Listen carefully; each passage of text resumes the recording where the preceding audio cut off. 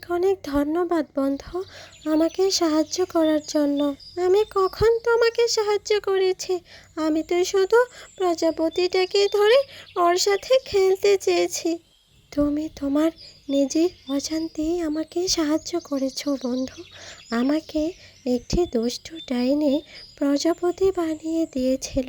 সে বলেছিল পৃথিবীর কোনো নিষ্পাপ ছোট্ট মেয়ে এই প্রজাপতিটাকে স্পর্শ করে তাহলেই আমি আমার পরিরূপ ফিরে পেতে পারবো। আর তুমি হচ্ছ সেই ছোট্ট নিষ্পাপ মেয়ে। তোমার জন্য আমি আমার পরিরূপ ফিরে পেয়েছি। এখন তুমি আমার কাছে যা ইচ্ছে পোষণ করবে, আমি তোমার সব ইচ্ছে পূরণ করব।